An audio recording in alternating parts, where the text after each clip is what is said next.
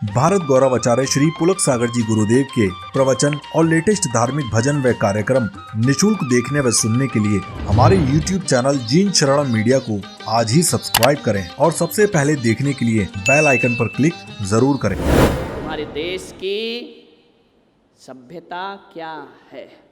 यदि अहिंसा आपके देश का आचरण है तो फिर इस देश में इतने बूचड़खाने क्यों हुआ करते हैं? ध्यान रखिए। पहला प्रश्न है देश की सरकार से। यदि सत्यमेव जयते हमारे देश की पहचान है तो फिर झूठ क्यों बोला जाता है? ध्यान रखिए, क्यों बोलते हैं झूठ लोग? विचार करिए। इतना झूठ केवल पुलिस थाने में लिखने के लिए है, सत्यमेव जयते हृदय में लिखने के लिए नहीं। सत्य अहिंसा का दुनिया से केवल अब इतना नाता है, सत्य अहिंसा का हमसे केवल इतना नाता है, दीवारों पर लिख जाता है, दिवाली पर पुत जाता है। ध्यान रखिए, क्या यही हमारी सभ्यता है? यही संस्कृति है? यही हमारे जीवन? 75वीं आजादी हम मना रहे हैं। चिंतन करो अपने देश का, क्या खोया है और क्या पाया है हमने इस देश में। मान्यवर, मैं इतना ही कह सकता हूं, इतना ही मैं अपने विचार रख सकता हूं, अपनी वाणी दे सकता हूं कि 75 साल जो हमने भोगा है इस देश में, सबने लूटा है हमारे देश को। मैं आपसे निवेदन करना चाहता हूं, 75 साल हमने लड़ने के सिवा क्या किया है? बताइए। अंग्रेजों से तो लड़के उन्हें खदेड़ दिया, घर की लड़ाई के अलावा हमने क्या किया? कभी मंदिर लड़ा है, कभी मस्जिद लड़ी है। और एक बात याद रखना, ना मंदिर लड़ता है ना मस्जिद लड़ती है। लड़ते वो लोग हैं जो ना मस्जिद के होते हैं ना मंदिर के होते हैं। ध्यान रखिए, वो लोग लड़ा करते हैं जीवन में। ना हिंदू लड़ता है ना मुसलमान लड़ता है। इस देश में यदि लड़ाई होती है तो बेईमान से लड़ाई हुआ करती है। मान्यवर, क्यों लड़ते हैं आपस में? एक निवेदन है। ये बड़े बड़े संत यहां पर बैठे हुए हैं, ये राष्ट्रपति तक भी जाते हैं, प्रधानमंत्री तक भी जाते हैं, संसद में भी जाते हैं, विधानसभा में भी जाते हैं, सब जगह इनकी पहुंच है। मुझे ले जाने का कह रहे ना, तो मैं इतना ही कहूंगा, मेरे विचारों को लेकर के जाओ, मैं मजबूर हूं। लेकिन एक चीज मैं इनसे कहूंगा, जाकर के उनसे कहो, भारत के हुक्मरानों से कहो, जाकर के उनसे जाकर के पूछो, उनसे जाकर के बोलो। इतना ही मेरा संदेश देना। 75 साल बहुत लड़ लिया हिंदू मुसलमान, बहुत लड़िए सिख ईसाई, बहुत लड़ लिए आपस में एक दूसरे के धर्म को नफरत से देखने वाले लोग। मैं एक निवेदन करता हूं, आने वाले 10 साल, केवल 10 साल, मैं ज्यादा नहीं कहूंगा, क्योंकि क्या मालूम 10 साल में हम कौन चले जाएं, देख नहीं पाएंगे। 10 साल, आने वाले 10 साल, यदि पूरे हिंदुस्तान के सभी संप्रदाय एक होकर के जी लें, बस 10 साल, तो पता लग जाएगा हमने क्या खोया है, क्या पाया है। ध्यान रखिए, पूरे विश्व में हुकूमत होगी भारत की। विश्व गुरु बनने का मतलब ये नहीं होता कि हमारे घर में झगड़े होते रहे। भारत का आजादी का जश्न, आजादी का मतलब ये नहीं होता है कि मेरी भारत माता को कोई डायन कह दे और उसे जेट प्लस सुरक्षा दी जाए। ध्यान रखिए, ये मेरे भारत का आजादी का जश्न नहीं हुआ करता है। आजादी इसे नहीं कहते हैं कि कहीं मंदिर तोड़ा जाए, कहीं मस्जिद तोड़ी जाए, ये आजादी होती है। ये आजादी पाई हमने 75 साल में। विचार करिए आप, आजादी का मतलब ये नहीं होता है कि मेरी बेटियां सड़कों से गुजरे तो निर्भया जैसा बलात्कार कर दिया जाए इस देश में। ये आजादी होती है हमारे देश की। इसे आजाद भारत कहोगे?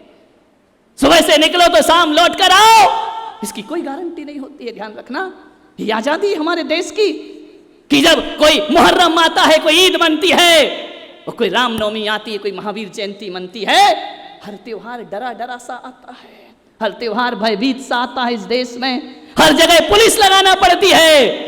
मैं तो कहता हूं आजादी तब होगी जब इस देश को पुलिस की जरूरत नहीं पड़ेगी, हर व्यक्ति अपने आप से प्रेम से जीना प्रारंभ कर देगा। वो हमारी, मैं सपना देख रहा हूं कि ऐसा शताब्दी महोत्सव हमारा मनना चाहिए। ध्यान, जब ये भारत माता लुट रही थी,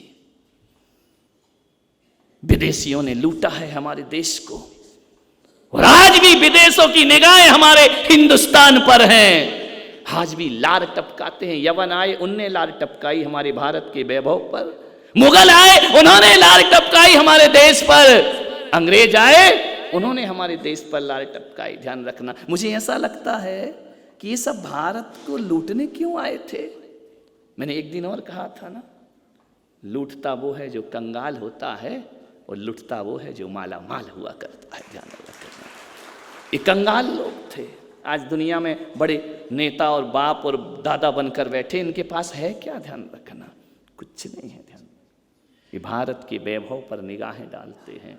सोने की चिड़िया कहकर मेरे देश को बुलाया गया, लेकिन उस चिड़िया के पर नोचे इन विदेशियों ने। ध्यान रखना, जो आया वो लूट करके ले गया, हमारे मंदिरों को लूट करके ले गया, हमारे देश के खजानों को लूट करके ले गया, और आज हमारे देश का कोहिनूर आज भी विदेशों में चमक रहा है। ध्यान रखना, लेकिन एक बात ध्यान रखना, हमने पत्थर के कोहिनूर की कीमत नहीं समझी, हमने समझी तो रामकृष्ण महावीर जैसे कोहिनूर की कीमत समझी। इन्होंने उन्हें पत्थर कह करके पुकारा, ये चमकदार पत्थर है, और हमारे पास चरित्र वाले आचरण के भगवान हुआ करते हैं। ध्यान रखना, हमने इनकी कीमत समझी, हमने रुपए पैसों को कभी महत्व नहीं दिया है, हमने अपने आदर्शों को महत्व दिया है, हमने अपनी संस्कृति को महत्व दिया है। जब ब्रिटिश साम्राज्य यहां पर आया, भारत को तोड़ा गया, भारत को खंड खंड करने का दुष्प्रयास किया गया। और जब भी कोई, एक बात याद रखना मेरे स्वयं सेवकों, जब भी कोई देश लुटता है तो सबसे पहले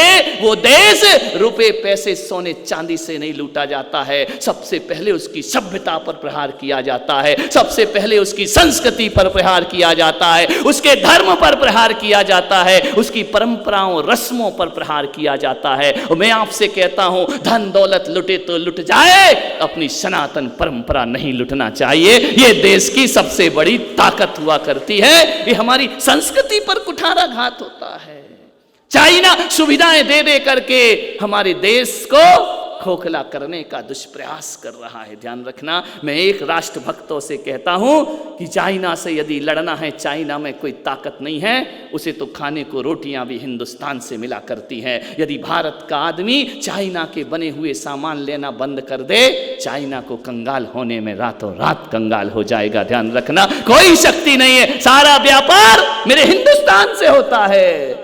ये विदेशों में जो पैसा जाता है मेरे भारत का जाता है, ये मेरी सबसे बड़ी पीड़ा है। ध्यान रखिए, हम स्वदेशी वस्तु का उपयोग करें, स्वदेशी का प्रयोग करें, स्वदेशी बन करके रहें। मैं तो इतना कहता हूं, हमें दुश्मनी किसी से नहीं है, हमें किसी मजहब से दुश्मनी नहीं है, हमें किसी धर्म से दुश्मनी नहीं है, हमें किसी कौम से दुश्मनी नहीं है, ना मेरा किसी से विरोध है। और राष्ट्रीय स्वयंसेवक संघ जो यहाँ पर है, लोग कहते हैं कि ये सांप्रदायिक संघ है, लोग कहते हैं कट्टरवाद फैलाता है, हम कट्टरवाद नहीं फैलाया करते हैं। ध्यान रखना, अपने वतन की रक्षा करना कट्टरवाद है, तो ये कट्टरवाद हम हर जन्म में स्वीकार करेंगे। ध्यान रखिए, अपने देश को मजबूती देना, अपनी सभ्यताओं की रक्षा करना अपराध है, तो ये अपराध ये राष्ट्रीय स्वयंसेवक संघ 100 जन्म भी करने को तैयार है। ध्यान रखना, किस बात का ये कट्टरवाद है इनके अंदर, हम कुछ बोले तो कट्टरवाद, कमाल हो गया। हिंदू अपनी आवाज उठाए, ये कट्टरवादी, ये सांप्रदायिक हैं, और हिंदुओं पर कुठाराघात हो तो हम धर्मनिरपेक्ष हो जाया करते हैं। ध्यान रखिए, अभी गीत गाया ना, हिंदू हिंदू एक हो जाए। मैं ये बात बोलो, आप कहोगे आप संत हो, आप इस तरह की बात क्यों कर रहे हो? एक बात बताओ, ये पूरा भारत में रहकर भी जो भारत के नहीं हो पाए, हिंदुस्तान में रहकर भी जो हिंदुस्तान के नहीं हो पाए, आप विचार करिए, भारत की बातें, हिंदुत्व की बातें, धर्म की बातें मैं अपने देश में नहीं करूं तो क्या पाकिस्तान में जाकर करूंगा? मैं आपसे प्रश्न पूछ रहा हूं, ध्यान रखना। मैं अपने देश में तो अपने वतन की बात करना भी गुनाह हुआ करता है क्या? अपने देश में रहकर अपनी संस्कृति की बातें करना अपराध हुआ करता है, अपने देश को मजबूती देने की बातें करना अपराध हुआ करता है। मान्यवर, जब इस बहुसंख्यक समाज को लूटा जा रहा था, देश के टुकड़े किए जा रहे थे, भारत माता को छला जा रहा था, भारत माता के खिलाफ ऐसे हथकंडे अपनाए जा रहे थे, मैं कहता हूं ना हमारे देश को अंग्रेजों ने गुलाम बनाया, ना मेरे देश को मुगलों ने गुलाम बनाया, ना मेरे देश को यवनों ने गुलाम बनाया। मेरा देश यदि गुलाम बना है ना, इनकी क्या ताकत की हमारे देश पे राज कर सके। हमारे देश जब भी चला गया है, विदेशी और विधर्मियों के द्वारा नहीं चला गया है। कुछ जयचंद जैसे लोग होते हैं, कुछ ऐसे धर्म में हमारे देश में बैठे हुए देश के गद्दार लोग हमारे देश को मजबूर किया करते हैं। ध्यान रखना, देश के गद्दारों ने देश को लूटा है। ध्यान रखना, सावधान रहिए घर में छुपे हुए देशद्रोहियों से। ध्यान रखना, खाते यहाँ का है, गीत कहीं और के गाते हैं। ध्यान रखना, मान्यवर, हाँ, जब हमारी भारत माता को लूटा गया तब 1925 को एक भारत माता का एक सपूत इस धरती पर आया। 27 सितंबर 1925 को एक ऐसा व्यक्तित्व आया जिसे अपनी मां की गरिमा पर गर्व पैदा हुआ और उसने अपनी संस्कृति को बचाने के लिए केशव बलिराम जी हेडगेवार डॉक्टर साहब इस धरती पर आए और 4 लोगों से संघ की स्थापना कर दिया करते हैं। किस लिए करते हैं? वो दूसरे देश को लूटने के लिए नहीं।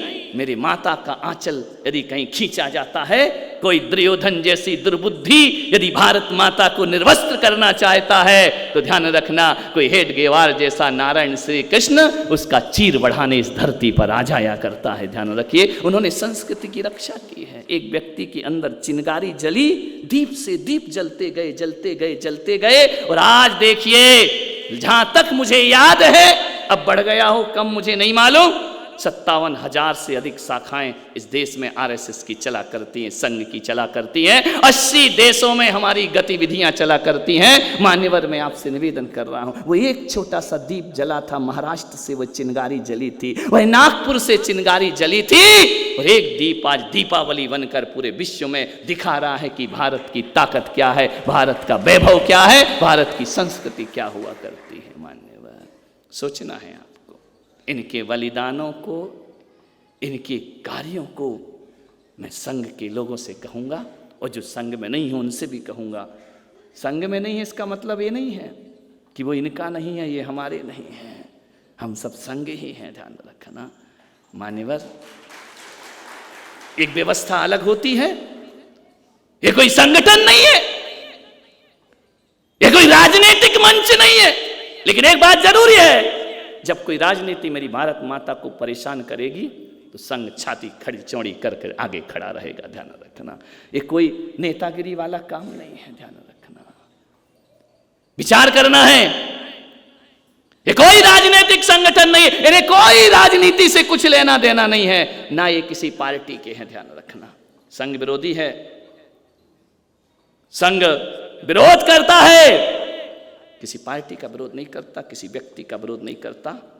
संघ विरोध करता है घर में छुपे हुए गद्दारों का। ध्यान रखना, संघ विरोध करेगा, जीवन भर करेगा, जो भारत माता को क्षति पहुंचाएगा, संघ उसके विरोध में आगे खड़ा रहेगा। ध्यान रखना, व्यक्ति कोई भी हो, बैनर कोई भी हो, पार्टी कोई भी हो, उससे हमको कोई मतलब नहीं है। ध्यान रखना, एक बात याद रखना अपने जीवन में, संघ विरोध करता है उनका जो भारत माता को डायन कहा करते हैं। ध्यान रखिए, संघ विरोध करेगा उनका जो भारत माता को बांटने का प्रयास करता है, संघ विरोध करेगा उनका जो खाते हमारी हैं और गाते पड़ोस की हैं, संघ उनका विरोध करेगा जीवन भर। ध्यान रखिए, मैं आपसे निवेदन करता हूं, एक ही चीज कहूंगा, भारत में रहकर भी भारतीय नहीं बन पा रहे हैं कुछ लोग। ध्यान रखना, वंदे मातरम से पीड़ा होती है उनको, वंदे मातरम बोलने में।